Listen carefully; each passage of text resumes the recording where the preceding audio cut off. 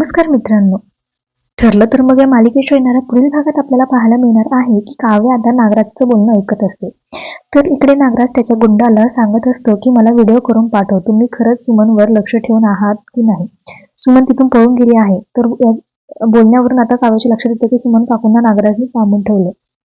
त्यानंतर काव्य तिथून निघून जाते आणि ते अर्जुन सारिका जे आहे ते सगळं सत्य सांगते. तर आता त्या ठिकाणावर जे आहे ते अर्जुन आणि सायली सुमन काकूला शोधायला आलेले असतात. पण मात्र आता नागराजच्या गुंडांनी जे आहे ते सुमनला अतिशय आतल्या खोलीमध्ये डांबून ठेवलेलं असतं.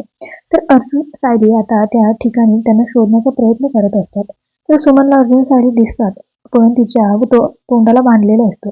त्यामुळे ती आवाज देऊ शकत नसते. मात्र ती तोंडाने आवाज देण्याचा खूप प्रयत्न करू लागते. तर इकडे सायली जी आहे ती म्हणत असते की आतल्या खोलीमधून जे आहे ते आवाज येत आहे. तर मित्रांनो, आता बिचारी सुमन आता तिचा जीव जो आहे तो वाचवायचा खूप प्रयत्न करते.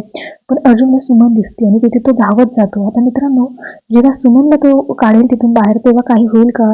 किंवा मग नागराजचे गुंड अर्जुन सायलीला काही करतील का? हे सगळं पाहणं रंजक आहे. पण तुम्ही मालिका पाहताय का? मालिका तुम्हाला आवडते का? ते कमेंटमध्ये कळवायला विसरू नका. धन्यवाद.